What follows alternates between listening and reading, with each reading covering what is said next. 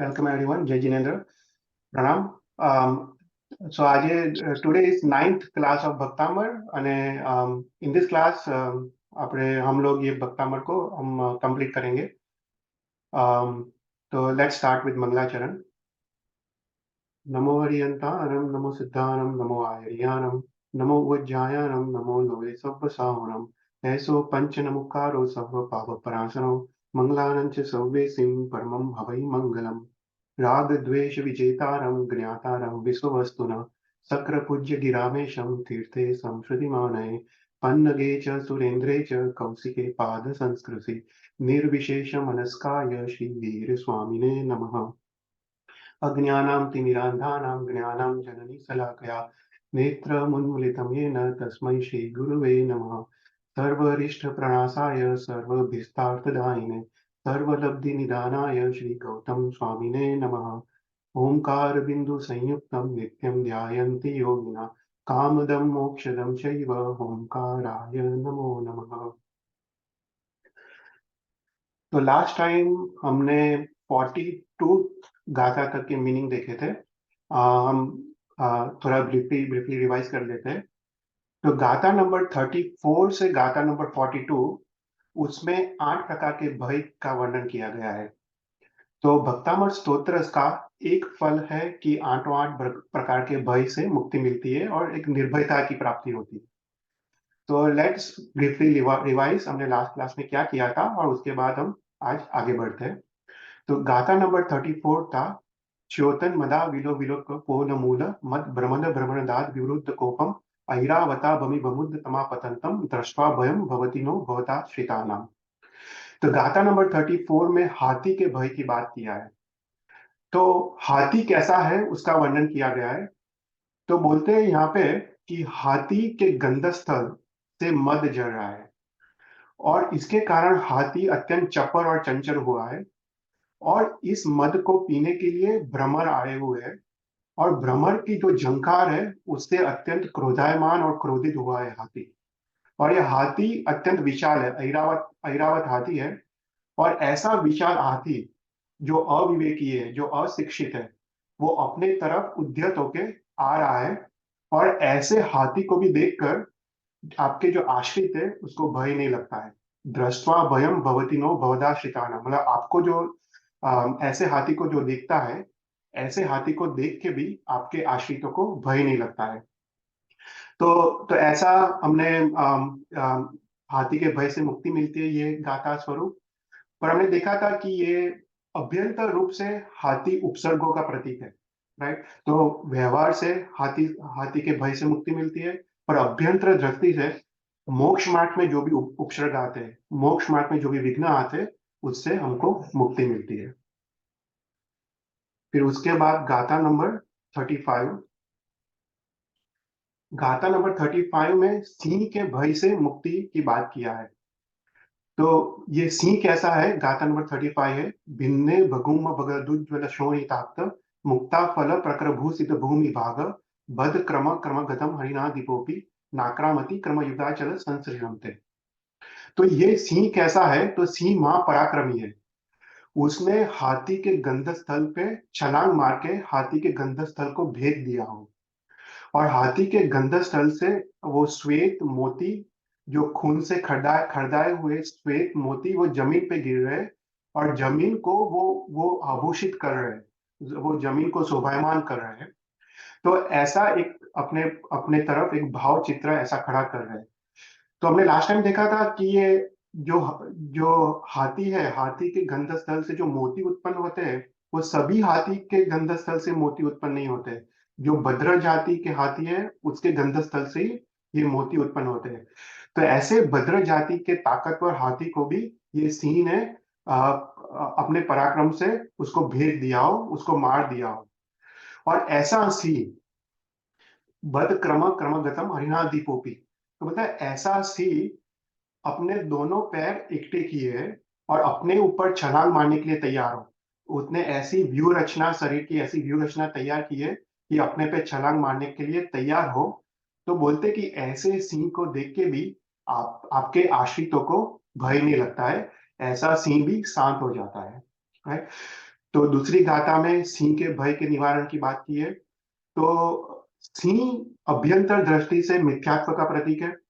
तो ये गाथा का जो नित्य पाठ करता है उसको मिथ्यात्व के अंधकार से भी उसको मुक्ति मुक्ति मिलती है और उसका आध्यात्मिक विकास होता है।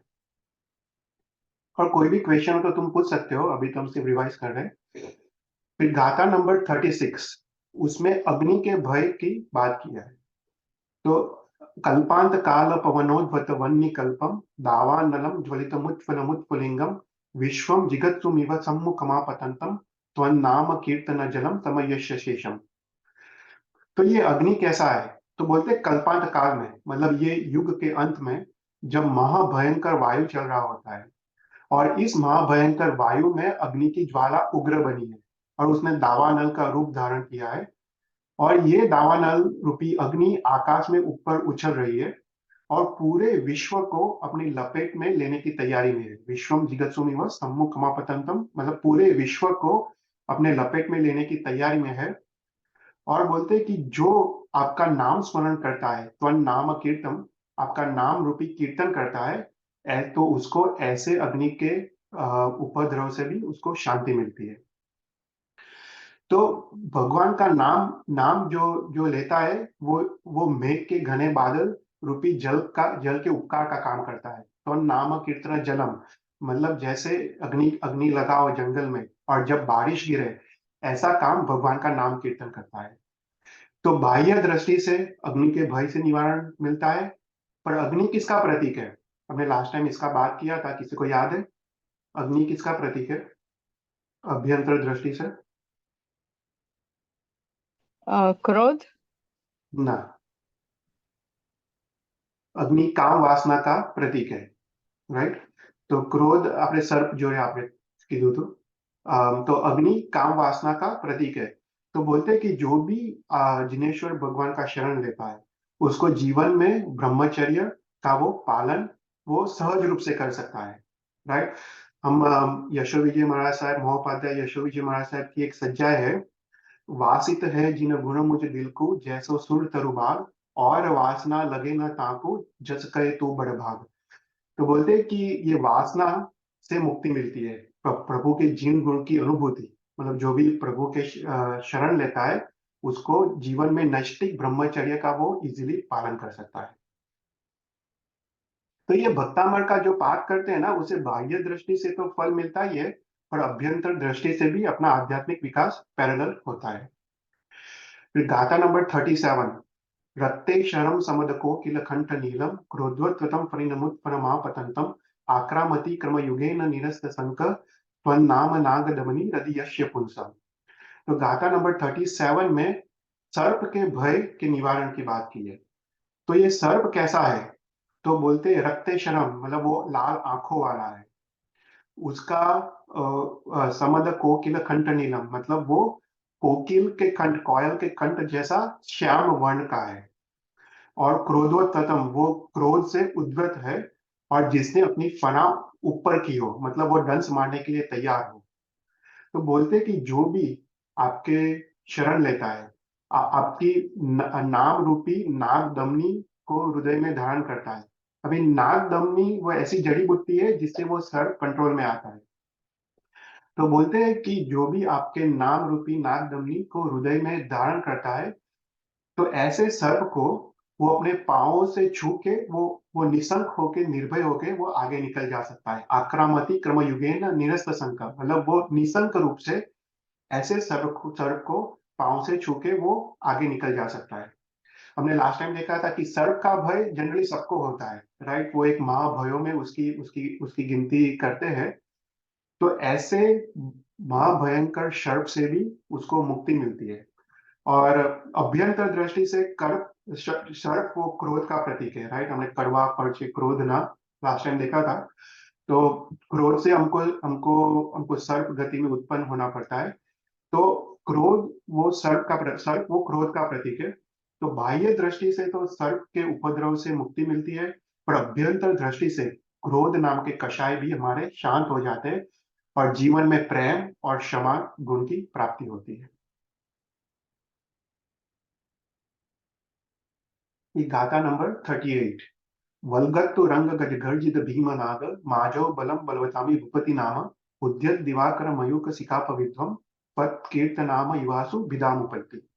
तो गाथा नंबर 38 और 39 दो गाथाओं में जो युद्ध के भय, जो संग्राम के भय, उसकी उसका बात किया गया है।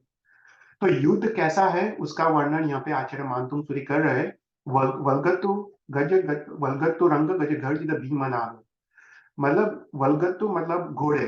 ये युद्ध में घोड़े भाग रहे हैं, हाथियों की गर्जना हो रही है, और जो योद्धा है वो सिंह नाद या मारो कापो ऐसे ऐसे नाद करके वो आगे बढ़ रहे हैं। ऐसे महाभयंकर युद्ध में बलवान शत्रु सैन्य का शत्रु राजा का सैन्य है। तो बोलते हैं ऐसा महाभयंकर युद्ध है। इसको युद्ध को जनरली क्या बोलते हैं कि परचक्र भय। हमको शास्त्र में उसका शब्द है परचक्र भय। जब दुश्मन राजा का आक्रमण होता है अपने देश पे, तब काफी माल मिलकत की नुकसान होती है, काफी लोग को बंदी बनाया जाता है, काफी लोग को यातनाएं दी जाती है। इसलिए अपनी देश की रक्षा करना एक कर्तव्य है और आवश्यक है। तो बोलते ऐसा बलवान राजा का अगर आक्रमण हो, ऐसा परचक्र भय हो, तो उद्यत दिवाकर मयूख शिखा भविद्यम, जैसे उगते हुए सूर्य अंधकार का नाश करता है, ऐसे ही आपका नाम मंत्र वो ऐसे दुश्मन राजा को परास्त कर देता है। हमने लास्ट टाइम इसके बारे में देखा था श्री कि कृष्ण महाराजा ने शंखेश्वर पार्श्वनाथ की आराधना करके उसने जरासंध को परास्त किया था। राइट। तो भगवान का नाम स्मरण वो ऐसे दुश्मन बलवान दुश्मन राजा के सैन्य को भी परास्त कर देता है। तो बाह्य दृष्टि से हमको संग्राम में विजय प्राप्त होती है, पर अभ्यंतर दृष्टि से हमको जो राजा है बलवान राजा, उसको मोह कषाय की उपमा दी गई है। राइट। मोह वो राजा है, वो सभी कषायों में वो राजा है। तो अभ्यंतर दृष्टि से हमको मोह कषाय से भी मुक्ति मिलती है। फिर गाथा नंबर 39 में अगेन संग्राम और युद्ध की बात की है। कुंताग्र भिन्न गज शोणित वारी वाह वेगावतार तननाय तुर युद्ध भीमे युद्धे जयम विद्युजय जय पक्षा फत्पाद पंकज वना शयनो लभन्ते। तो ये युद्ध कितना महाभयंकर है उसकी बात की है। तो बोलते हैं कि भाला के अग्रभाग से हाथियों का वध किया गया हो। कुंताग्र भिन्न गज शोणित वारी वाह, मतलब भाले के अग्रभाग से हाथियों का वध किया गया हो और हजारों हाथियों का वध हुआ हो, और उसके कारण लोहे की नदी बह रही हो।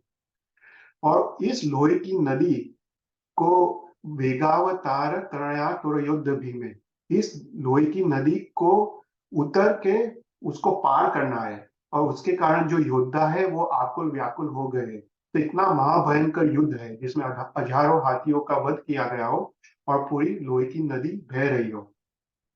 तो बोलते हैं कि ऐसे महाभयंकर युद्ध में जनरली लोग घबरा के रण छोड़ के भाग जाते हैं, पर ऐसे महाभयंकर युद्ध में पद पाद पंकज वनाश्रय लभंते, मतलब आपके चरण की जो शरण लेता है, तो ऐसे महाभयंकर युद्ध में भी उसको विजय प्राप्त होता है।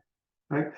तो बाह्य दृष्टि से युद्ध में विजय प्राप्त होता है, पर ये गाथा में अभ्यंतर दृष्टि से जो हाथी है, हाथी को हमको अहंकार की दृष्टि, अहंकार की उपमा दी गई है।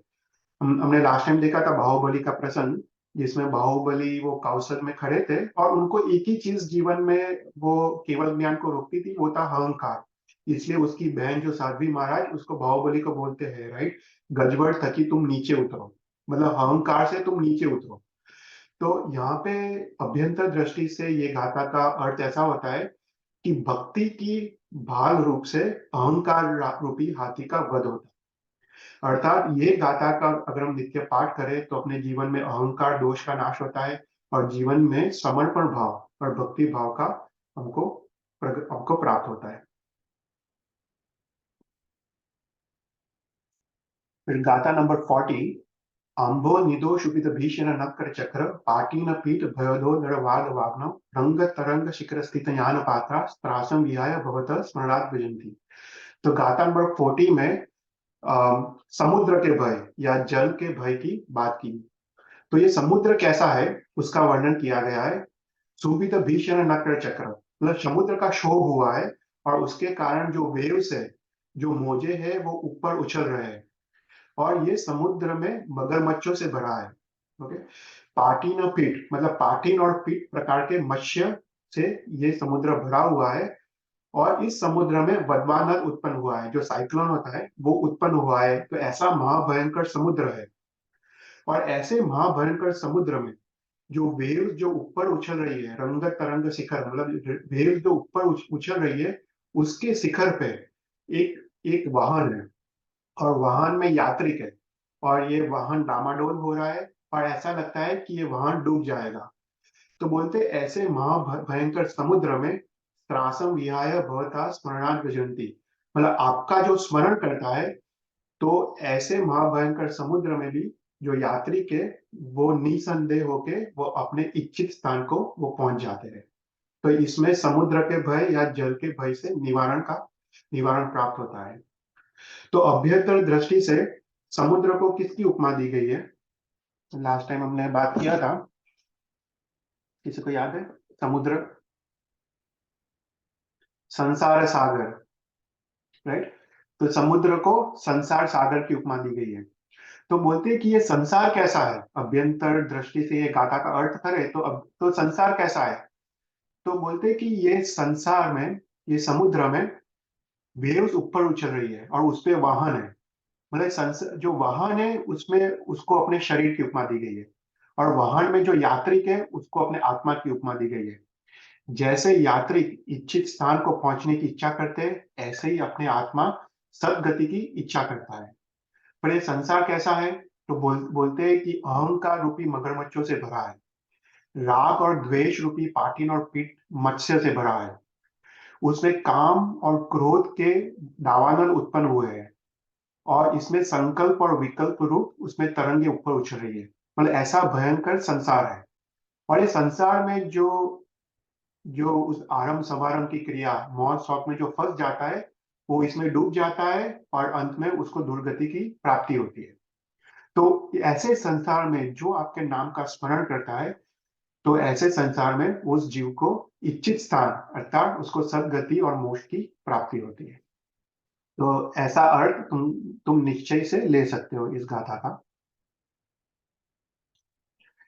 फिर गाथा नंबर 41, उद्भूत भीषण जलोदर भार भुग्ना शोषाम दशाम उपगता सुत जीवितासा त्वत्पाद पंकज रजो मृत दिग्ध देहा मर्त्या भवन्ति मकरजत तुल्य रूपा। तो ये गाथा में रोग रोग के भय की बात की है। तो बोलते ये रोग कैसा है? तो उत्पन्न हुआ है भीषण जलोदर जलोदर नाम का रोग। जलोदर ऐसा रोग था कि जिसका जो पेट होता है उसमें पानी भर जाता है और पेट वो बढ़ जाता है और उसके कारण शरीर कमर पूरी टूट जाती है उसके भार के कारण। तो ये रोग एक उसका कोई इलाज नहीं था पूर्व जमाने में और इसके कारण लोग उससे मर जाते थे, मृत्यु का प्राप्त होते थे। तो बोलते ऐसा अगर महाभयंकर असाध्य रोग उत्पन्न हुआ हो और उसके कारण जो जिसको ये रोग उत्पन्न हुआ है उसकी स्थिति अत्यंत दयनीय हो गई हो, शोकग्रस्त, शोच्या दशा उपगता तुझे जीवित आशा, मतलब अत्यंत शोकग्रस्त हो गया हो और उसने जीने की आशा पूरी छोड़ दी हो, उसको मात्र एक मरने की आशा है। तो उस समय आपके जो चरण रज मतलब जहां पे भगवान के पैर पड़ते हैं, उस रज को भी अमृत मान के अपने शरीर पे जो लगाता है वो कामदेव जैसा स्वरूपमान हो जाता है, राइट? तो रोग, कैंसर जैसे बड़े रोग भी इससे मिट जाते हैं, अभी की दृष्टि से। तो जो भी ये भक्तामर स्तोत्र ये पद्य का जो पाठ करता है उसको सभी प्रकार के रोग से उसको मुक्ति मिलती है। तो बाह्य दृष्टि से जो रोग की मुक्ति मिलती है, अभ्यंतर दृष्टि से हम कौन से रोग से हम पीड़ित है? तो बोलते हैं हम भाव रोग, जो कषाय रूपी क्रोध मान माया रोग, वो अपने भाव रोग है, राइट? जो हमको भाव आरोग्य को बिगाड़ते हैं, अपने आत्मा को बिगाड़ते हैं। तो ऐसे 4 कषाय से भी हमको मुक्ति मिलती है।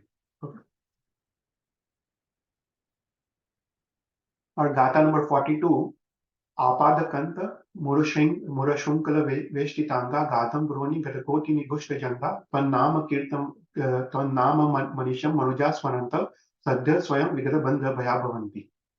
तो ये लास्ट गाथा का हमने मीनिंग लास्ट टाइम देखा था कि इसमें बंधन से मुक्ति मिलती है। जो जेल जाता है बंधन, उससे उसको मुक्ति मिलती है। तो ये एक प्रकार का भय है। तो बोलते हैं बंधन कैसा है? तो जिसका पूरा शरीर पांव से लेके कंठ तक जो बेड़ियों से बांधा गया हो। अभी खुद आचार्य मानतुंग सूरी भी बेड़ियों से बांधे गए थे। तो जिसका पूरा शरीर बेड़ियों से बांधा गया हो, और ये बेड़ियों के जो अग्र भाग है वो जंघा को घिस रही है, और उसके कारण अत्यंत पीड़ा उत्पन्न हो रही हो। और ऐसे बंधन के वक्त जो आपका नाम मंत्र जो का स्मरण करता है, अर्थात ओम ऋषभदेव स्वामी ने नमः, राइट, ऐसा करके वो निरंतर जो स्मरण करता है, उसका अपने प्रयत्न के बिना सद्य स्वयं, मतलब अपने प्रयत्न के बिना नेचुरली वो सभी बंधनों से वो मुक्त हो जाता है, राइट। तो भक्तामृत स्तोत्र की रचना भी उसी के कारण हुई थी, बंधन से मुक्ति के कारण। पर ये गाथा विशेष महत्व रखती है, क्योंकि ये गाथा सभी प्रकार के बंधन से मुक्ति मिलती है। तो बाह्य दृष्टि से जेल से बंधन से मुक्ति मिलती है, पर अभ्यंतर दृष्टि से हमको कौन सा बंधन है अपने आत्मा को, कोई बता सकता है?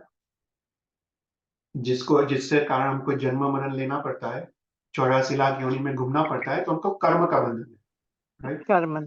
कर्म का बंधन। तो ये गाथा के स्मरण से कर्म के बंधन से भी मुक्ति मिलती है। देखो अभी ऐसा है ना कि तुम भक्तामृत का पाठ तो करते हो, पर हमको अपने आत्मा के विकास के लिए करना है ये भक्तामृत का पाठ। तो इसलिए हर एक गाथा का मैंने अर्थ बाह्य दृष्टि से भी किया है, व्यवहार से और निश्चय से भी इसका अर्थ किया है। हमको दोनों प्रकार के अर्थ हमको पता होने चाहिए। और हमको तो आध्यात्मिक विकास चाहिए। हमको जो मनुष्य जो भव मिला है उसका जो अंतिम लक्ष्य है शिव गति की प्राप्ति, हमको वो प्राप्त करना है। तो अगर भक्तामृत स्तोत्र को वो उद्देश्य से अगर पढ़े, तो हमको आत्मा का अद्भुत विकास होता है, और हमको मोक्ष के हम निकट हम पहुंच जा सकते हैं। तो यहाँ तक हमने लास्ट टाइम देखा था। अभी हम लास्ट दो गाथा का मीनिंग देखते हैं। 43 गाता है। मत्व दीपेंद्र मुखराज दवा नलाही संग्राम वारिधि महोदर बंद होत्तम तस्यासु नासु उपयाति भयम विहेव यस्तावकम स्वरिमा मतिमान दीते। तो यहाँ पे कोई भी स्तोत्र में जो लास्ट गाथा होती है, वो लास्ट एक दो गाथा में वो स्तोत्र के फलश्रुति का वर्णन किया गया है, होता है कि ये स्तोत्र की रचना क्यों की गई होती है।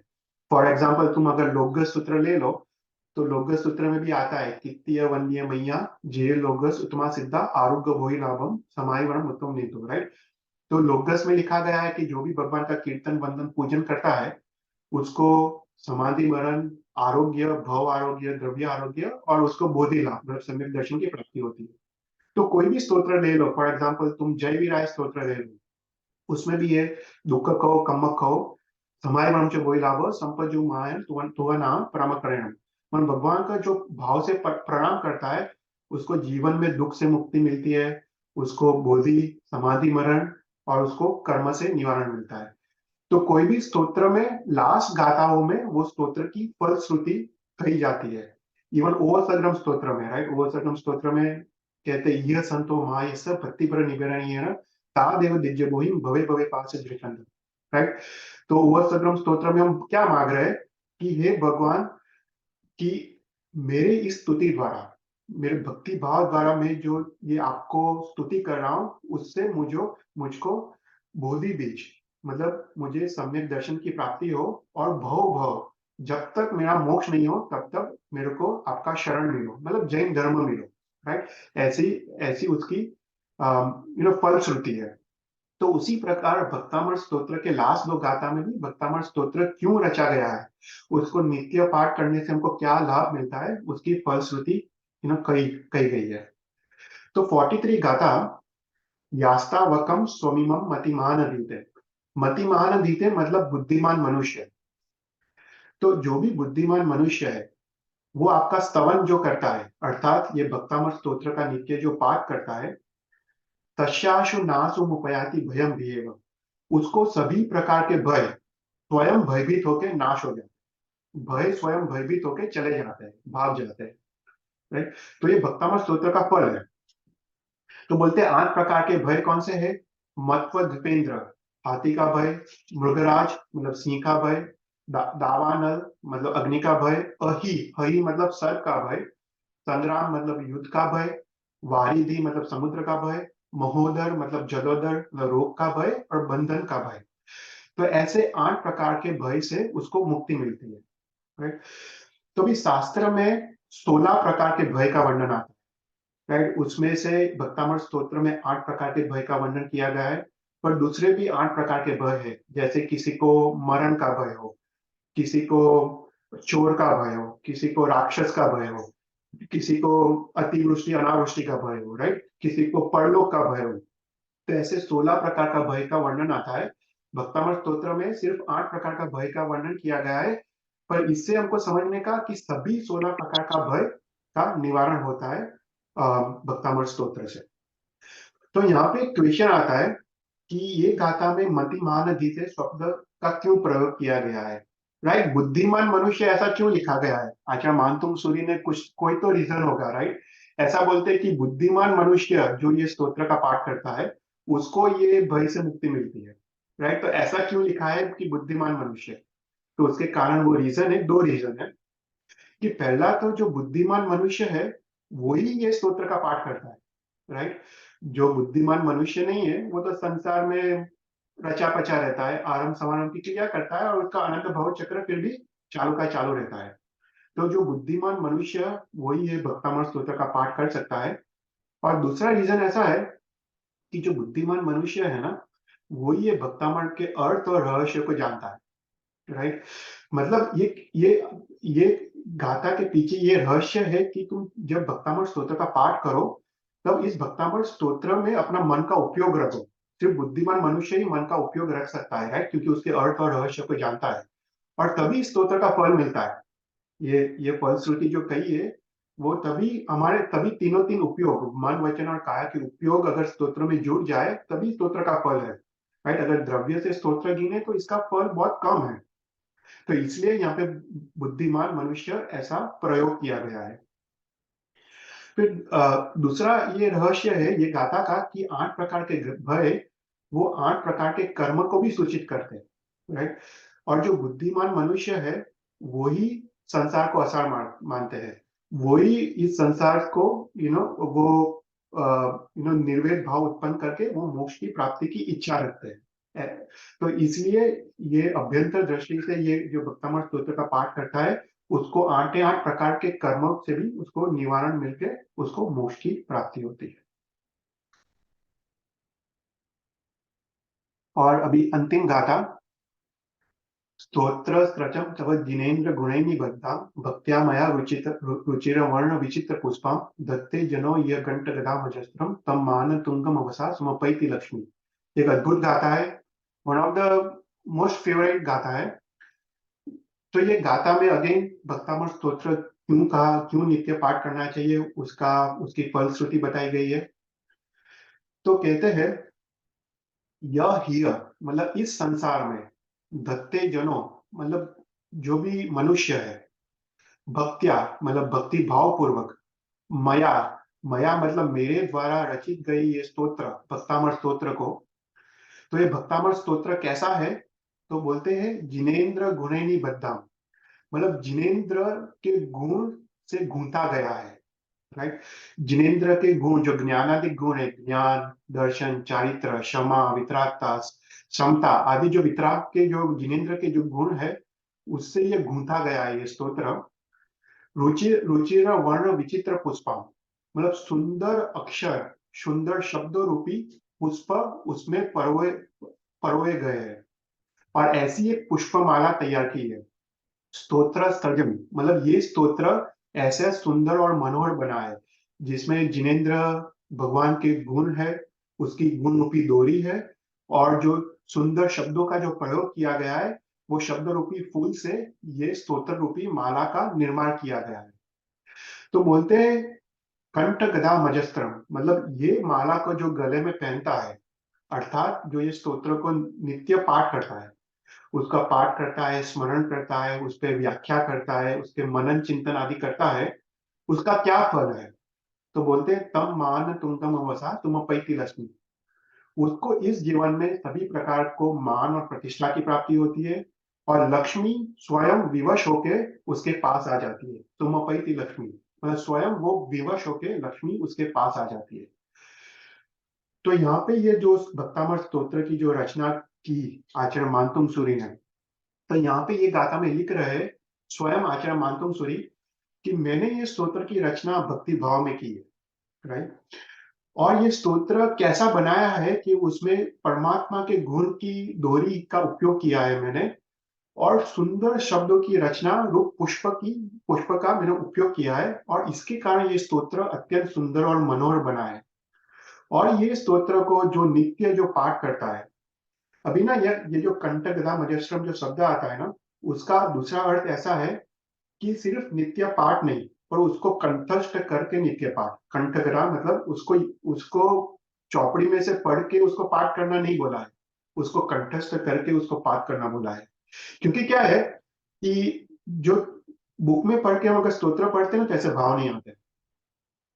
अगर तुम उसको कंठस्थ करो, उसके बाद तुम आंखें बंद करो या परमात्मा के सामने देखो और तब तुम स्तोत्र पढ़ो, तब तुम्हारा मन का उपयोग उसके अर्थ में जाता है। इसलिए यहाँ पे बोला है कि तुम इसको कंठस्थ करके इसका पाठ करो। और कंठस्थ करने में इतना टाइम नहीं लगता है, टू बी ऑनेस्ट। तुमको अगर स्तोत्र तो आता ही होता है सबको, सिर्फ एक के बाद कौन सी गाथा आनी आनी है वही तुमको याद रखना है, और एक दो दिन में हो जाता है कंठस्थ। तो बोलते हैं ये कंठस्थ करके जो इसका पाठ करता है, उसको इस संसार में समस्त प्रकार के मान और सम्मान और प्रतिष्ठा की प्राप्ति होती है, और लक्ष्मी स्वयं विवश होके उसके पास आ जाती है। तो ये जो लक्ष्मी जो शब्द है वो मांगलिक रूप में है। तो यहाँ पे ये जो लास्ट लाइन का ऐसा ऐसा भी अर्थ है, तम मान तुंगम अवसा सुमपैति लक्ष्मी। यहाँ पे बोलते हैं कि आचरण मान तुम सूरी, मेरे को स्वयं को भी मोक्ष रूपी लक्ष्मी की प्राप्ति हो। तो ऐसा ऐसा भी ये अंतिम पद्य का अर्थ है। तो लक्ष्मी लक्ष्मी अपने शास्त्र में तीन टाइप के लक्ष्मी बताई गई है। एक है राज्य लक्ष्मी, स्वर्ग लक्ष्मी और मोक्ष लक्ष्मी, राइट। तो राज्य लक्ष्मी मतलब ये संसार में जो भी धन वैभव मिलता है उसको राज्य लक्ष्मी कहते हैं। स्वर्ग लक्ष्मी मतलब देवलोक की प्राप्ति, सदगति की प्राप्ति, दूसरे भाव में जो भी लक्ष्मी मिलती है उसको स्वर्ग लक्ष्मी कहते हैं। और थर्ड है मोक्ष लक्ष्मी, राइट। तो यहाँ पे एक अपने एक छोटी सी काल्पनिक कथा अपने शास्त्र में आती है, जस्ट टू अंडरस्टैंड दिस। तो बोलते हैं कि तीन मित्र है, तीन मित्र जंगल जंगल के मार्ग से वो लोग जा रहे होते हैं, और वो लोग पैसा कमाने के लिए जा रहे होते हैं।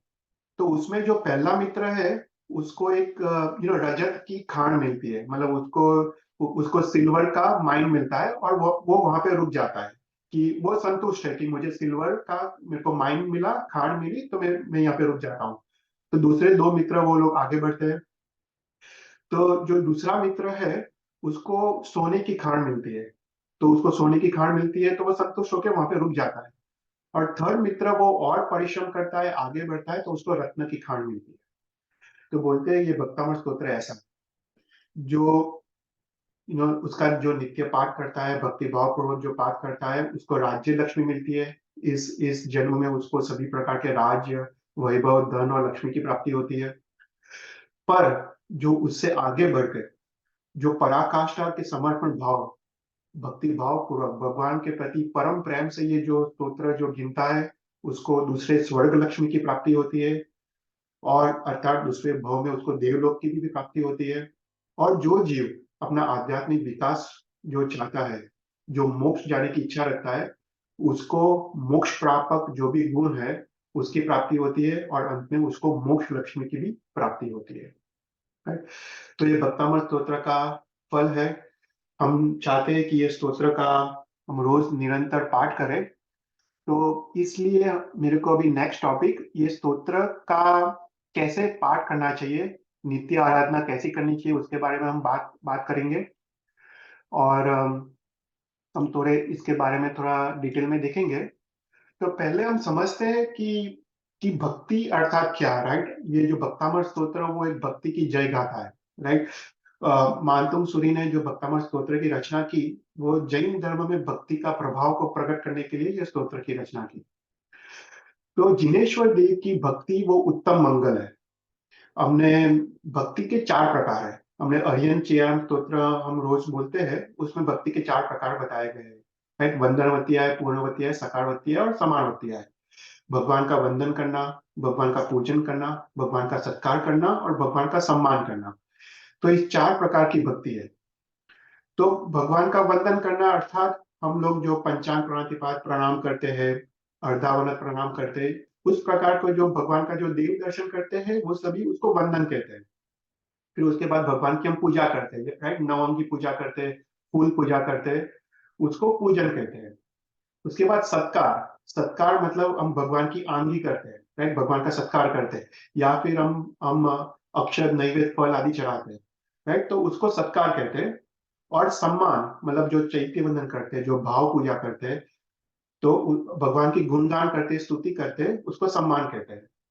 तो शास्त्र में लिखा गया है कि एक से एक ज्यादा फल देना ही है। मतलब देव दर्शन से ज्यादा फल अंग पूजा में है, अंग पूजा के ज्यादा फल अग्र पूजा में है, और अग्र पूजा से ज्यादा फल हमको भाव पूजा में है। तो ये भक्तामर स्तोत्र का जो नित्य पाठ करता है वो भगवान की भाव पूजा है, वो उत्कृष्ट फल हमको देती है, राइट।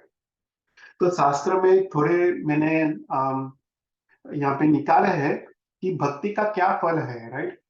तो यहाँ पे आवश्यक टीका जो भद्रभाव स्वामी ने जो आवश्यक निरुक्ति की जो रचना की, उसमें भद्रभाव स्वामी ने लिखा है कि भक्ति का क्या फल है। तो यहाँ पे लिखते हैं, राग द्वेष को क्षय करना, जो जिनेश्वर देव की जो भक्ति करते हैं उससे आरोग्य की प्राप्ति होती है, बोधि लाभ अर्थात सम्यक दर्शन की प्राप्ति होती है, और समाधि मरण की प्राप्ति होती है। तो भक्ति का ये फल है। फिर उसके बाद उत्तरायण सूत्र में गुरु गौतम स्वामी भगवान महावीर को पूछ रहे हैं, हे भगवान, जो भी जीव जिनेश्वर भगवान की स्तुति करते हैं, भक्ति करते हैं, उसका क्या फल है। तो भगवान महावीर अपनी अंतिम देशना में गुरु गौतम स्वामी को कहते हैं, हे शिष्य, जो भी भगवान की भक्ति करता है उससे ज्ञान बोधि, दर्शन बोधि और चारित्र बोधि की प्राप्ति होती है। अर्थात सम्यक दर्शन, सम्यक ज्ञान और सम्यक चारित्र की प्राप्ति होती है। और उसको दूसरे भव में कल्प विमान में भव मिलता है, मतलब देवलोक में भव मिलता है, और अंत में उसको मोक्ष की प्राप्ति होती है। तो ये भक्ति का फल है जो भगवान महावीर ने उत्तराध्यान सूत्र में कहा गया है। फिर जिन आगम में भी भक्ति का क्या फल है उसका उसका वर्णन किया गया है। तो बोलते हैं कि जिनेश्वर देव की भक्ति वो अनेक भव के संचित पाप कर्म का क्षय करती है और उसको मोक्ष की प्राप्ति होती है, राइट। और उवा सरगम स्तोत्र को सबको पता है, इसमें भी भक्ति का क्या फल है। उसमें भद्रभाव स्वामी ने लिखा है, चित्तो दुरेमंतो तुज्य परमो वियो फलोई नरतिरे विद्या पावती में दुख दो गच्छम। मतलब बोलते हैं कि ये जो विसर्ग पुलिंग मंत्र है वो तो दूर रहो, पर आपको जो मात्र प्रणाम करता है भक्ति भाव पूर्वक, उससे दुख और दुर्गति दूर हो जाती है। मतलब ये भव में सभी प्रकार के दुख दूर हो जाते हैं और दूसरे भव में भी दुर्गति की प्राप्ति नहीं होती है, अर्थात सदगति की प्राप्ति होती है। तो ये भक्ति का फल है।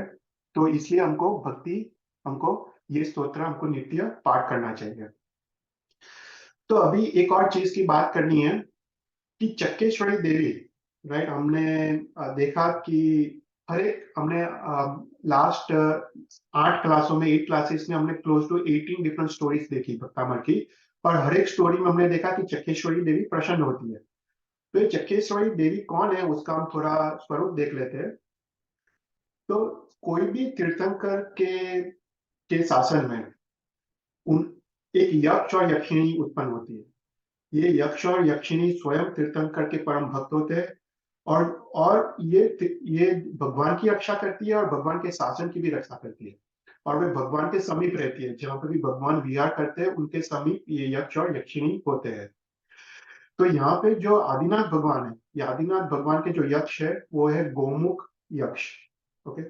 और जो यक्षिणी है वो है चक्केश्वरी देवी, ओके। तो तो ये गोमुख यक्ष और चक्केश्वरी देवी वो भगवान के यक्ष और यक्षिणी है। हम उसको शासन देव और शासन देवी भी उसको हम कहते हैं। तो चक्केश्वरी देवी का स्वरूप क्या है वो भी हमको समझना चाहिए। तो चक्केश्वरी देवी यहाँ पे कहते हैं शास्त्र में कि वो सुवर्ण रंग की है, मतलब वो उसका जो शरीर है वो सुवर्ण है। उसका जो वाहन है, जो व्हीकल है वो गरुड़ है। यहाँ पे मैंने फोटो रखा है, उसका वाहन गरुड़ है और उसके 8 भुजाएं हैं, 8 हैंड्स। तो उसमें जो हाँ, जो जमरी मतलब जो जो राइट भुजा है उसमें एक वरद मुद्रा है, उसमें एक हाथ में बाण है, एक हाथ में चक्र है और एक हाथ में पाश है। और जो डाबी जो लेफ्ट भुजा है उसमें एक हाथ में धनुष्य है, एक हाथ में वज्र है, एक हाथ में चक्र है और एक हाथ में अंकुश है। तो अभी ये सभी आठ आठ जो हाथ है उसमें दोनों लेफ्ट हैंड और राइट हैंड के एक एक हाथों में चक्र है, इसलिए इसका नाम चक्रेश्वरी देवी है, क्योंकि वो दोनों लेफ्ट और राइट हाथों में वो चक्र को धारण करती है, इसलिए इसका नाम चक्रेश्वरी देवी है।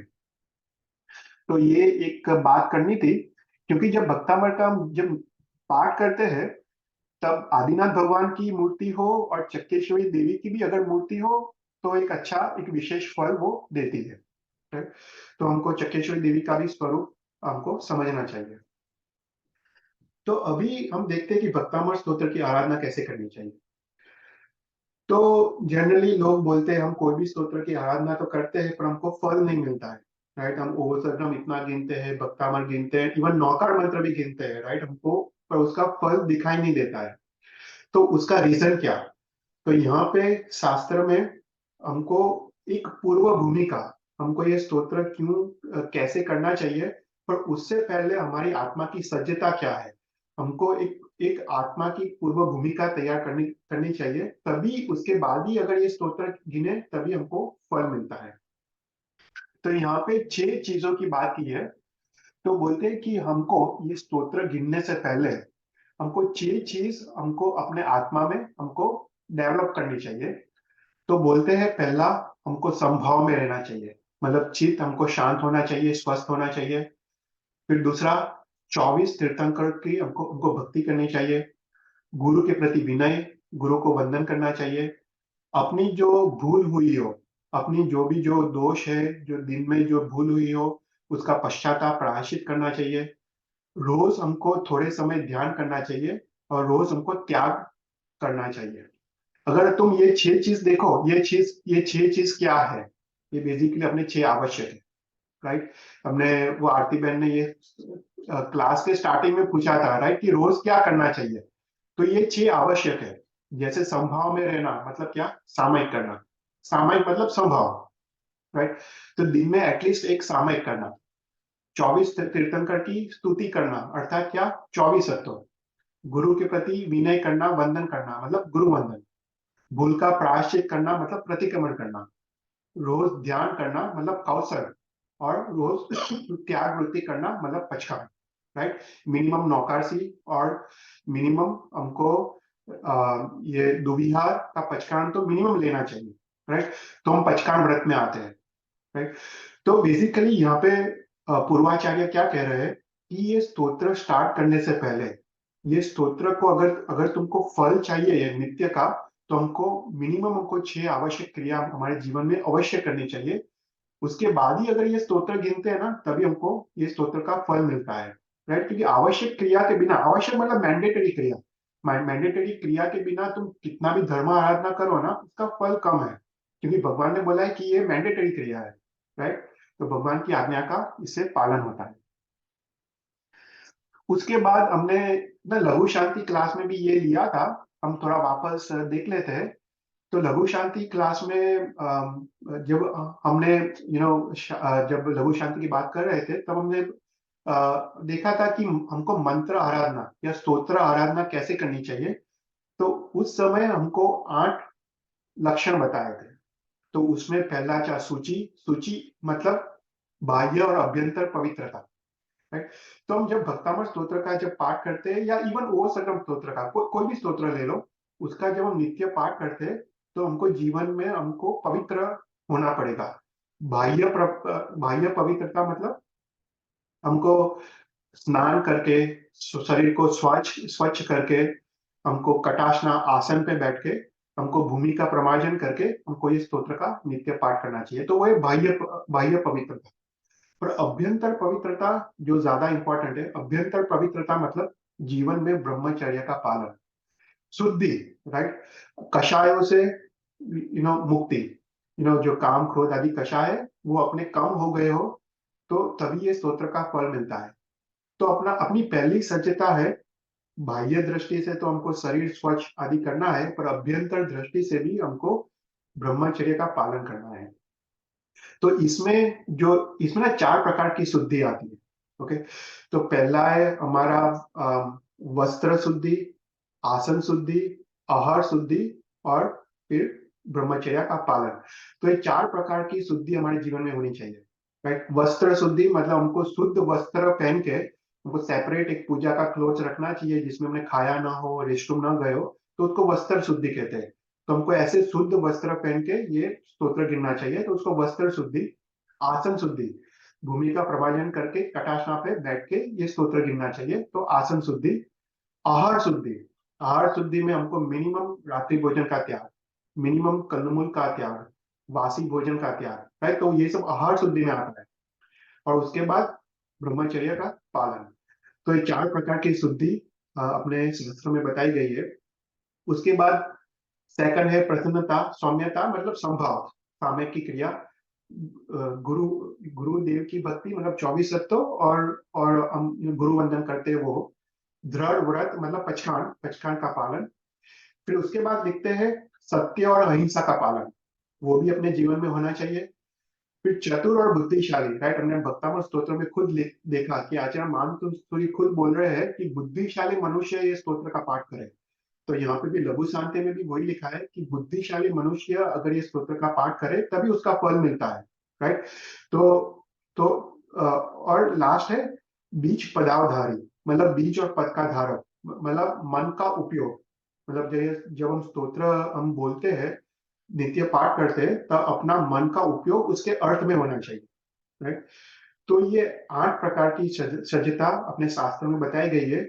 और इसके बाद ये हम पालन करें, उसके बाद हम भक्तामृत स्तोत्र या वोत्सर्गम का नित्य आराधना करें, तब हमको निश्चित उसका फल की प्राप्ति होती है। तो अभी हम देखते हैं कि ये स्तोत्र की आराधना कैसे करनी चाहिए। तो ये सिर्फ भक्तामृत स्तोत्र के बारे में लिखा है शास्त्र में। तो यहाँ पे लिखा है कि हम भक्तामृत स्तोत्र की 2 प्रकार से आराधना कर सकते हैं। एक तो हम भक्तामृत स्तोत्र का पूरा ऑल द 44 गाथा हम पूरा बोल सकते हैं, उसको नित्य पाठ कहते हैं। या फिर हम कोई एक पद्य, उसमें जो एक ही जो पद्य है उसको सिलेक्ट करके हम उसकी नित्य आराधना कर सकते हैं फॉर स्पेसिफिक पर्पस। तो दोनों प्रकार से उसकी आराधना कर सकते हैं। तो बोलते हैं कि ये आराधना हम जब स्टार्ट करना हो, तब ये स्टार्ट कब करना चाहिए और कब नहीं करना चाहिए। तो ये शास्त्र में लिखा है कि चैत्र मास में इसका स्टार्ट नहीं करना चाहिए। उसके बाद जेठ के मास में उसका स्टार्ट नहीं करना चाहिए, और आषाढ़ महीने में उसका स्टार्ट नहीं करना चाहिए। तो ये 3 महीनों में ये स्तोत्र को नित्य पाठ का उनको स्टार्ट नहीं करना चाहिए। मतलब ये 3 महीने are forbidden, are prohibited to start, क्योंकि इससे हमको फल की प्राप्ति नहीं होती है। तो उचित काल, राइट, हमारे उचित काल का वर्णन आता है। तो चैत्र में उसका प्रारंभ नहीं करना चाहिए, आषाढ़ में प्रारंभ नहीं करना चाहिए, और जेठ महीने में उसका प्रारंभ नहीं करना चाहिए। तो बोलते हैं हम इसका स्तोत्र बाकी के 9 महीने में प्रारंभ कर सकते हैं। कार्तिक में, मागसर में, पोष, माह, फागुन, वैशाख, श्रावण, भादरवा और आसो। तो ये 9 महीने में ये स्तोत्र का प्रारंभ कर सकते हैं। तो बोलते हैं जो कार्तिक महीने में ये स्तोत्र का नित्य पाठ जो करता है उसको उससे स्वर्ण का लाभ होता है। माक्षर महीने में जो करता है उसको महोदय होता है, मतलब प्रगति होता है जीवन में। पोष महीने में, अभी पोष महीना चल रहा है, पोष महीने में जो जो ये स्तोत्र का पाठ करे उसको धन लाभ होता है। माह महीने में मेघा वृद्धि, मतलब उसकी मेघा है जो प्रज्ञा है, उसकी जो स्मार्टनेस है उसमें वृद्धि होती है। फागुन महीने में धान्य लाभ होता है। वैशाख महीने में रत्न लाभ होता है। श्रावण महीने में जो भी अपने जो पुण्यार्थ की प्राप्ति होती है, मतलब जो भी अपने विशेष है वो पूर्ण होते हैं। भादरवा महीने में सुख की वृद्धि होती है। और आसो महीने में पुत्र और धन लाभ की प्राप्ति होती है। तो ये 9 महीने में ये स्तोत्र का प्रारंभ करना चाहिए, बाकी के 3 महीने में ये स्तोत्र का प्रारंभ नहीं करना चाहिए। उसके बाद कौन से दिन को ये स्तोत्र का प्रारंभ करना चाहिए। तो बोलते हैं कि ये 9 महीने में सुदी पांचम, सुदी दसम और पूर्णिमा, राइट। तो ये 3 दिन सबसे उत्तम है ये स्तोत्र का स्टार्ट करने के लिए। और उसके अलावा जो नंदा और जया तिथि है, मतलब सुदी एकम, सुदी 3rd सुदी 6th सुदी 8th 11th और 13th, इस दिन को भी हम प्रारंभ कर सकते हैं। तो वध में ये स्तोत्र का प्रारंभ नहीं करना चाहिए। पहले तो सुदी पांचम, दसम या पूर्णिमा उत्तम है। अगर ये 3 दिन नहीं है तो एकम, त्रीज, छठ, आठम, 11 और 13, तो ये दिनों को ये स्तोत्र का हमको नित्य पाठ हमको प्रारंभ करना चाहिए। मैं ना ये प्रेजेंटेशन में मैं ग्रुप में रखूंगा, तो यू कैन रिफर, क्योंकि ये सब तुमको याद नहीं रहेगा। पर ये शास्त्र में भक्तामर स्तोत्र के लिए है ये। तो ये भक्तामर स्तोत्र का हमको कब प्रारंभ करना चाहिए, उसकी बात शास्त्र में लिखी गई है। तो ये भक्तामर स्तोत्र की आराधना कैसे करनी चाहिए? तो पहले तो start at appropriate date and time, मतलब हमने जो देखा कौन से महीने में स्टार्ट करने का और कौन से डेट, राइट, कौन से शुद्ध तिथि को स्टार्ट करने का। तो start at proper date and time. उसके बाद ये नित्य पाठ की विधि है, मतलब रोज पूरा भक्तामण गिनने का स्टार्टिंग से एंड तक। ओके, तो उसकी विधि है। उसके बाद ये Bhaktamar Stotra you have to do at sunrise, सूर्योदय के समय में करने का। अगर वो पॉसिबल नहीं हो तो नून से पहले कर लेने का। ये भक्तामण स्तोत्र क्या है कि वो प्रभात की प्रार्थना है, सुबह की प्रार्थना है। तो इसलिए सनराइज को गिनो तो बेस्ट फल देती है, पर अगर सनराइज को पॉसिबल नहीं हो तो नून से पहले उसको गिन लेनी चाहिए। फिर नून के बाद उसका पाठ नहीं करना चाहिए फॉर मैक्सिमम रिजल्ट्स। उसके बाद क्या करना चाहिए? तो बोलते हैं कि एक आदिनाथ भगवान की मूर्ति हो तो उसको सामने रखनी चाहिए। अगर पंच धातु की मूर्ति हो तो वो उत्तम है। अगर अपने पास मूर्ति नहीं हो तो एक फोटो भी रख सकते हैं। उसके बाद हमको नहा धो के शुद्ध वस्त्र पहनने चाहिए। आदिनाथ भगवान की पहले द्रव्य पूजा करनी चाहिए। तो उसमें द्रव्य पूजा में वासक्ष पूजा आती है। फूल पूजा हो तो फूल पूजा कर सकते हैं और धूप और दीप कर सकते हैं। और अपने पास जो भक्तामय यंत्र है, अभी सबके पास, आपके पास भक्तामय यंत्र होगा, तो वो यंत्र की भी पूजा करनी चाहिए। द्रव्य पूजा, फूल पूजा, धूप पूजा और दीपक पूजा। तो ऐसा द्रव्य पूजा करने के बाद हमको एक आसन में बैठना चाहिए नित्य पाठ करने के लिए। तो शास्त्र में लिखा है ये आसन कैसा होना चाहिए? तो बोलते हैं वो व्हाइट कलर का, येलो कलर का या रेड कलर का होना चाहिए। तो ये 3 कलर का होना चाहिए। पर do not use blue and green आसन। तो ग्रीन आसन का उपयोग नहीं करना चाहिए भक्तामर स्तोत्र के वक्त, और ब्लू आसन का उपयोग नहीं करना चाहिए। पर व्हाइट, येलो एंड रेड आसन आर ओके। तो ऐसे आसन पे बैठ के उसका भगवान की द्रव्य पूजा करके, अगर चक्रेश्वरी देवी की भी अगर मूर्ति हो तो उसकी भी द्रव्य पूजा करके ये स्तोत्र का प्रारंभ करना चाहिए।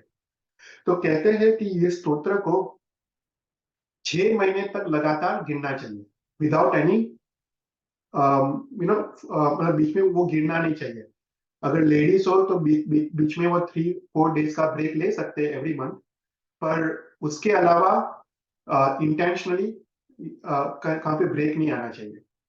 तो तो ये स्तोत्र का ऐसा करके अगर 6 महीने तक पाठ करे तब ये स्तोत्र सिद्ध होता है। और पहले कोई भी स्तोत्र को हमको सिद्ध करना पड़ता है। तो ऐसा 6 महीने तक नित्य पाठ करे तो ये स्तोत्र सिद्ध होता है। और ये इतना डिफिकल्ट नहीं है, क्योंकि ये नित्य पाठ 5 मिनट में हो जाता है। भक्तामर स्तोत्र अगर तुम गिनो कितना 5-7-8 मिनट्स में मैक्सिमम हो जाता है। तो मैक्सिमम 10 मिनट्स में ये पूरी द्रव्य पूजा और भाव पूजा की, आदिनाथ भगवान की पूरी क्रिया हो जाती है। तो ऐसा करके ये स्तोत्र जब सिद्ध होता है, उसके बाद जब हम भक्तामन गिरते हैं तब वो उसका फल देती है। तो सिमिलरली अगर भक्तामर स्तोत्र का कोई एक पद्य का पाठ करना हो, राइट, एक पद्य की आराधना करनी हो, अगर पूरा 44 गाथा नहीं करनी हो तो विधि पूरा सेम ही रहती है। You have to still start at appropriate date and time, सूर्योदय के पहले गिननी चाहिए। पर instead of counting the whole Bhaktamar Stotra, जो भी पद्य है वो 108 बार गिनने चाहिए। तो पूरी एक माला वो पद्य की 6 महीने तक गिननी चाहिए, तब वो पद्य सिद्ध होता है। और उसके बाद वो पद्य जिसके लिए हमने सिद्ध किया हो, वो जब हम पद्य गिनते हैं तब उसकी फलश्रुति, हमको फल उसका मिलता है। तो ये नित्य पाठ कैसे करनी चाहिए उसका शास्त्र में वर्णन किया गया है। तो ऐसा करके उसका पाठ करना चाहिए। कोई क्वेश्चन है इसमें?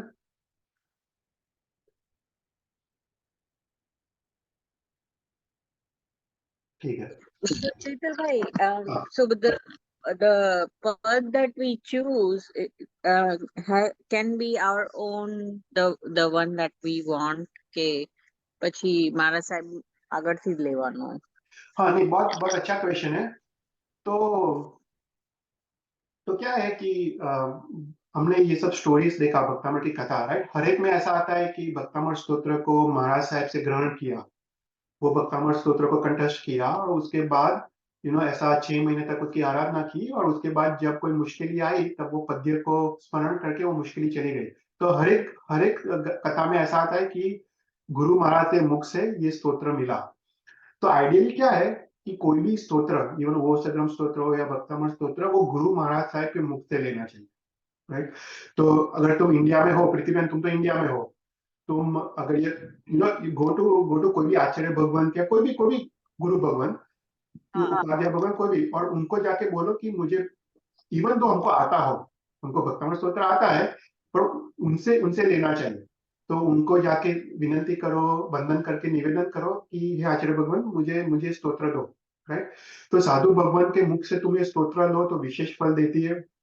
अगर इन केस अगर हम यूएस में है और हमको ये पॉसिबल नहीं है, तो शास्त्र में लिखा है कि अगर ऐसा हो तो कोई कल्याण मित्र के मुख से भी ये स्तोत्र लेना चाहिए, राइट? अगर कोई गुरु भगवान नहीं हो तो कोई कोई और जो अपना कल्याण मित्र है उसके मुख से भी ये स्तोत्र लेके उसकी आराधना तो अवश्य करनी चाहिए।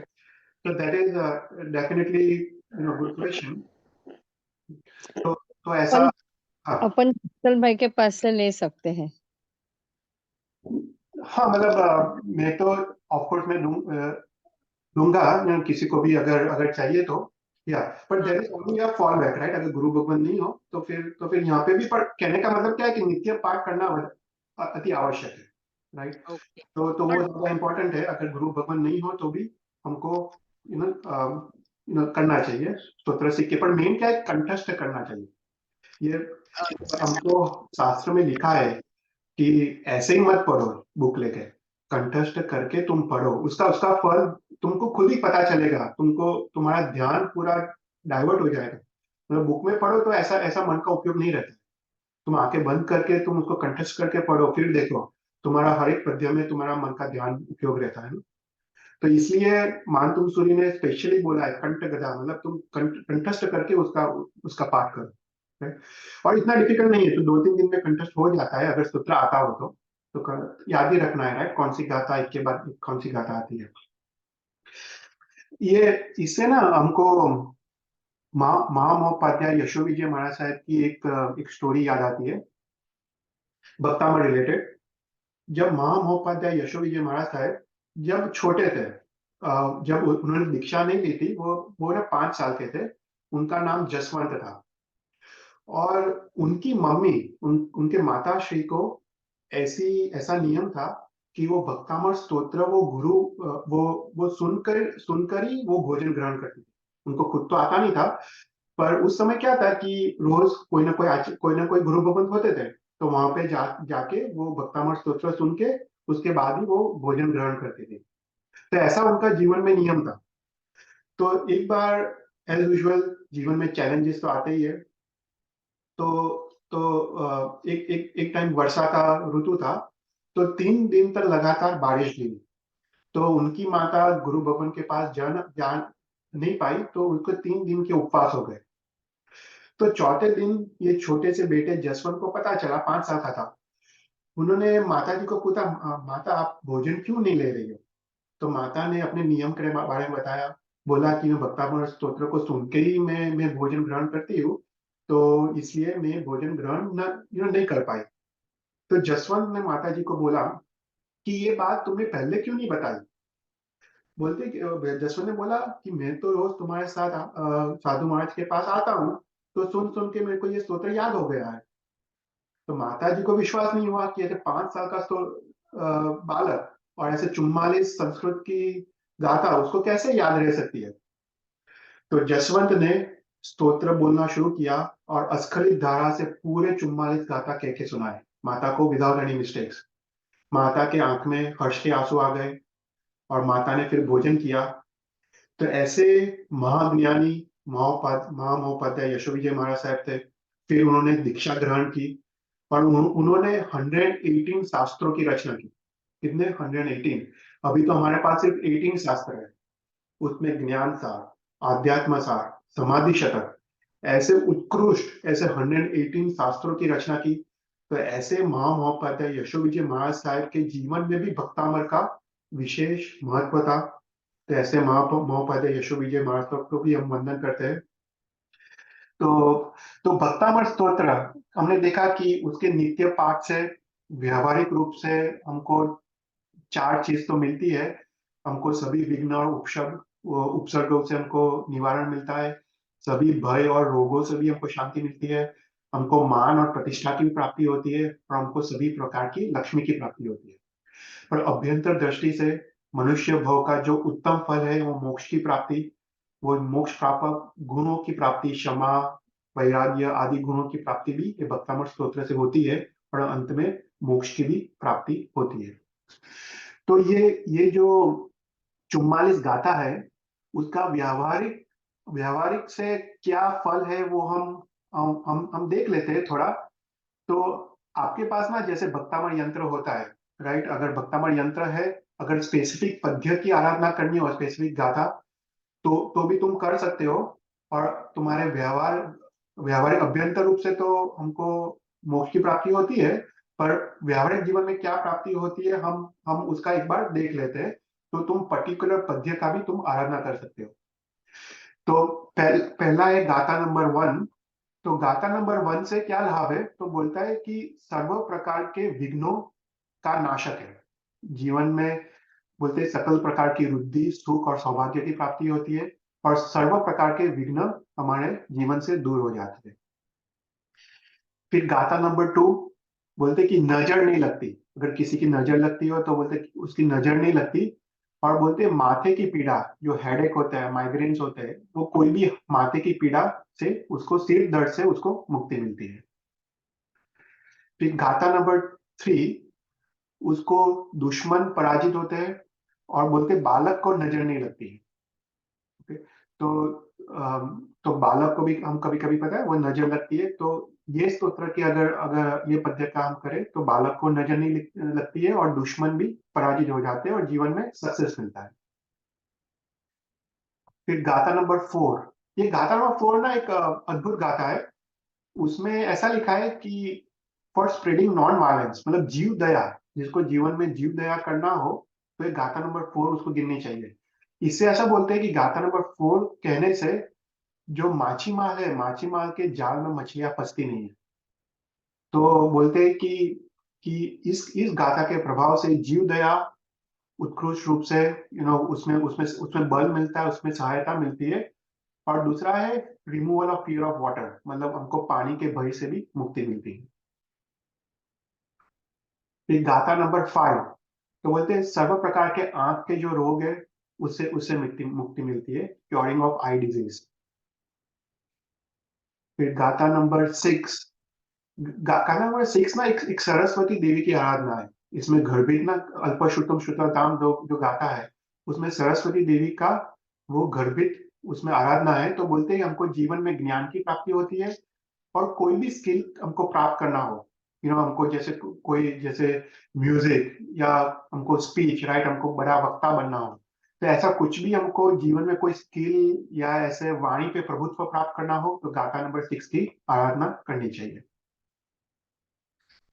फिर गाथा नंबर 7, तो सर्प का भाग जहर चढ़ता नहीं है। अगर अगर सर्प हमको काटा हो या सर्प का उपद्रव हो तो हमको ये गाथा नंबर 7 का अध्ययन करना चाहिए।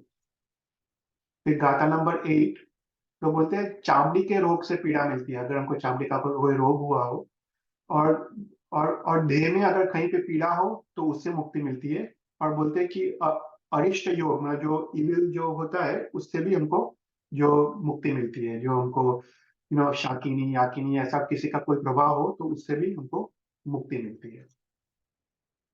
फिर गाथा नंबर 9, तो बोलते हैं चोरों के भय से मुक्ति मिलती है। चोरों और डाकू का उपद्रव नहीं होता है। अगर रास्ते में हम जा रहे हो और चोर या डाकू का कोई उपद्रव हो तब ये गाथा का स्मरण करें तो ऑटोमेटिक ये भय दूर हो जाता है। फिर गाथा नंबर 10, तो बोलते हैं कि कुत्ते के बाइट से हमको मुक्ति मिलती है, मतलब अगर कुत्ता अगर काटा हो तो उसका जहर चढ़ता नहीं है, तो ये हड़के कुत्ते का जहर चढ़ता नहीं है, तो वो पीड़ा, कुत्ते की पीड़ा से हमको मुक्ति मिलती है। फिर गाथा नंबर 11, खोई हुई वस्तु वापस मिल जाती है, और फिर बोलते हैं कि सभी प्रकार की इच्छित फल की प्राप्ति होती है। तो बोलते हैं इन्वॉकिंग रेन्स, मतलब अगर फार्मर्स हो तो वो ये गाथा का अगर पद्य का स्मरण करे तो बारिश होती है। और बोलते हैं कोई भी प्रकार के विश, अपने जीवन में जो विश है, जो इच्छित फल है, उसकी प्राप्ति होती है। फिर गाथा नंबर 12, तो बोलते हैं हाथियों को कंट्रोल में कर सकते हैं, और बोलते हैं कि इच्छित कन्या की प्राप्ति होती है, या इच्छित पर्सन की प्राप्ति होती है। अगर किसी को विवाह करना हो तो विवाह के वक्त उचित पर्सन की उसको प्राप्ति होती है। फिर गाथा नंबर 13, तो बोलते हैं चोर चोर का भय नहीं रहता, भूत प्रेत का भय नहीं रहता। और जब हम पहले के जमाने में तब एक गांव से दूसरे गांव जाते थे जंगल थ्रू, तो वो भय नहीं रहता है, जर्नीज का भय। तो गाथा नंबर 13, और ये मैं प्रेजेंटेशन भेजूंगा, तो तुम लोग फिर ये देख सकते हो और तुम उस प्रकार से आराधना कर सकते हो।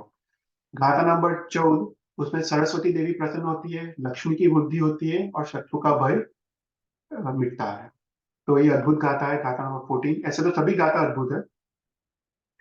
गाथा नंबर 15, सौभाग्य और लक्ष्मी की प्राप्ति होती है, और कार्यों में सिद्धि मिलती है।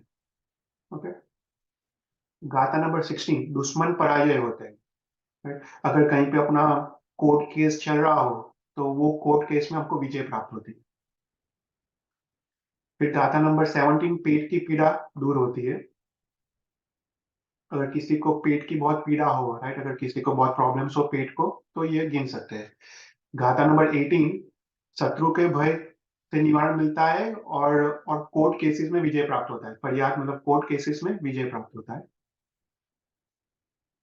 गाथा नंबर 19, तो मैली विद्या का असर नहीं होता है, और आजीविका सरलता से चलती है, मतलब अपना जीवन विदाउट एनी प्रॉब्लम्स वो सुखपूर्वक चलता है। गाथा नंबर 20, ये अद्भुत गाथा है, पुत्र की प्राप्ति। ये गाथा का फल मैंने खुद देखा है कि कितने लोग के जीवन में। तो ये गाथा जब करते हैं तो उनको पुत्र की प्राप्ति होती है, संतान की प्राप्ति होती है। गाथा नंबर 21, सर्वजन वश होते हैं, मतलब किसी को आकर्षण करना हो, राइट, अपना, तो उस प्रकार का, तो वो जीव अपने वश में होता है। गाथा नंबर 22, भूत और प्रेत का भय दूर होता है। गाथा नंबर 23, अगेन भूत और प्रेत का भय दूर होता है, और खुद खुद के देह की रक्षा होती है। गाथा नंबर 24, माथे की पीड़ा, किसी को माइग्रेन, अगेन कोई भी सर की पीड़ा हो, वो पीड़ा से मुक्ति मिलती है। फिर 25, अग्नि का भय से मुक्ति मिलती है। फिर 26 बहुत अद्भुत गाथा है, सबको पता है, तुभ्यम नमः शिवाय हराय नाथ, राइट, वो सब लोग बोलते हैं। तो बोलते हैं कि गाथा नंबर जो 26 है उसमें लक्ष्मी देवी उसमें गर्भित रूप से उसका मंत्र छुपा हुआ है। तो बोलते हैं ये यंत्र की पूजा, और उसके साथ साथ महालक्ष्मी देवी का जो मंत्र है, ओम श्रीम ह्रीम क्लीम श्री महालक्ष्मी नमः, तो ऐसा करके अगर करे तो उसमें लक्ष्मी की प्राप्ति होती है। और अगेन बोलते हैं कि आधा सीसी, मतलब जो हेडेक का पेन, इससे कम हो जाता है। फिर 27, शत्रु तरफ का भय नहीं रहता है, मतलब एनिमीज बिकम हार्मलेस, मतलब वो अपना कुछ बिगाड़ नहीं सकते। गाथा नंबर 28, सर्व कार्यों में सिद्धि मिलती है, और व्यापार वृद्धि और लक्ष्मी की वृद्धि होती है। फिर 29, तो एक्वायरिंग इम्यूनिटी, मतलब कोई अगर जहर अगर चढ़ा हो तो उससे वो जहर की असर से मुक्ति मिलती है। और बोलते हैं कि क्योरिंग ऑफ आई डिसऑर्डर्स, मतलब कोई भी आंख की पीड़ा हो उससे भी हमको मुक्ति मिलती है। फिर गाथा नंबर 30 में रिमूविंग ऑब्स्टेकल, मतलब सर्व विघ्न दूर हो जाते हैं, और वो शत्रु का भय भी, उससे मुक्ति मिलती है, उसे सर्व प्रकार के भय से मुक्ति मिलती है। फिर 31, तो राज राज दरबार में सम्मान मिलता है। तो मान और प्रतिष्ठा की इससे प्राप्ति होती है। गाथा नंबर 32, विविध प्रकार के लक्ष्यों की प्राप्ति होती है, व्यापार में वृद्धि होती है और मान सम्मान में भी वृद्धि मिलती है। 33, दुर्जन पुरुष वश में हो जाते हैं, मतलब वो कुछ अपना बिगाड़ नहीं सकते, वो कुछ अपने बारे में कुछ खराब बोल नहीं सकते। फिर गाथा नंबर 34, तो हाथी वश में हो जाता है और अपना द्रव्य का संचय होता है, मतलब अपने में समृद्धि की प्राप्ति होती है। फिर 35, सर्प और सिंह का भय से मुक्ति मिलती है। 36, अग्नि के भय से मुक्ति मिलती है। 37, अग्नि जो सर्प का जो पॉइजन है, जो विष है, उससे मुक्ति मिलती है और बोलते हैं राज दरबार में भी विजय प्राप्त होता है। 38 में युद्ध के भय से निवारण मिलता है और अपने बल और पराक्रम में वृद्धि होती है। इसके साथ साथ गाथा नंबर 39, सर्व प्रकार के भय से मुक्ति मिलती है और राज्य द्वारा धन की प्राप्ति होती है।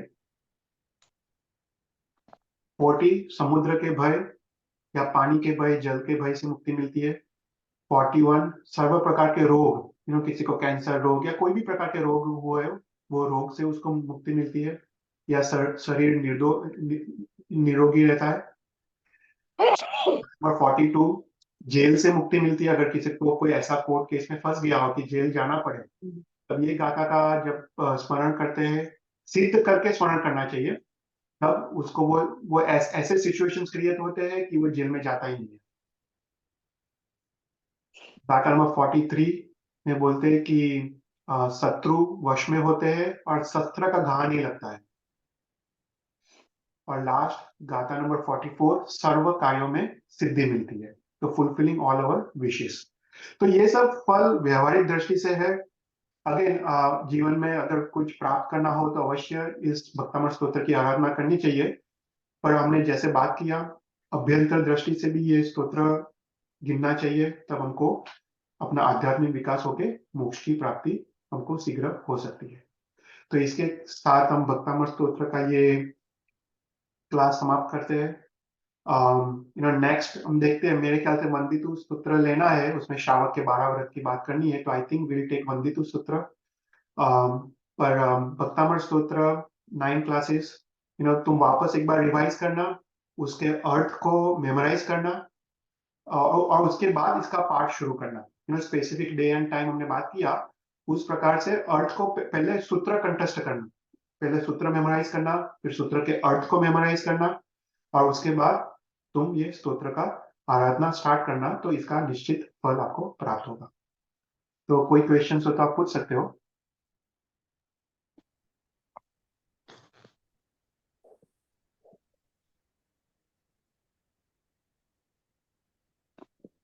कोई क्वेश्चन है? Questions, Adi Chaitanya, but I appreciate your giving us time and explaining all this meaning in Nepadu. Thank you so much. It's very good, very good. Thank you. બસ તમે હવે પાઠ સ્ટાર્ટ કરો, મારી એ જ ઈચ્છા છે બધા લોકો જે પણ આ સ્તોત્ર સાંભળે છે, એનો મેઇન આશય છે કે એનો નિત્ય પાઠ સ્ટાર્ટ કરો, તો જીવનમાં તમને ઘણું બધું લાભ થશે, બંને વ્યવહારિક અને આધ્યાત્મિક દ્રષ્ટિએ. તો પણ સ્પેસિફિક મંથ અને સ્પેસિફિક ડેટ આપણે જે વાત કરી એ પ્રમાણે સ્ટાર્ટ કરજો, કંઠસ્થ કરજો પહેલા, મીનિંગ પણ એનો મેમોરાઇઝ કરજો, પછી સ્ટાર્ટ કરજો તો મજા આવશે તમને, તમારા મનનો ઉપયોગ એ સ્તોત્રમાં રહેશે. તો એવી રીતે મારી ઈચ્છા છે કે બધા લોકો સ્ટાર્ટ કરે આ સ્તોત્ર. Definitely. પણ એક ક્વેશ્ચન હતું કે પ્રારંભ કરવાનો એટલે જે આરાધના પ્રારંભ કે શીખવાનું જે કંઠસ્થ આરંભ આરાધના હા, એટલે સ્તોત્ર તો તમે પહેલા શીખી શકો, તમે મારા સાહેબથી લઈ શકો, કંઠસ્થ કરી શકો, મીનિંગ પણ આખું મેમોરાઇઝ કરી શકો, પણ પછી સ્ટાર્ટ ક્યારે કરવાનો ને, તો એના માટે આ મંથ અને ટાઈમ છે, મંથ અને ડેટ. હા, એટલે પહેલા બધું પતાવી દેવાનું, પછી તમે જ્યારે સ્ટાર્ટ કરવું હોય એ પ્રમાણે પછી સ્ટાર્ટ કરવાનું. Right, okay, thank you. ખૂબ ખૂબ અનુમોદના ચૈતલભાઈ, તો ખૂબ જ થેન્ક યુ ફોર તમારા ટાઈમ માટે, અને વંદિતુમાં પણ ઘણું જાણવાનું મળશે. તો ઘણું છે વંદિતુ લેવો છે, it's very very important stotra, one of the most important stotras. અને કયા કયા પાપથી આપણે મુક્ત થઈ શકીએ, તો એની વાતો છે. એમાં બધું ડેઈલી લાઈફમાં આપણે શું શું કરીએ છીએ એની બધી અદ્ભુત. એ બધું આવશે ને.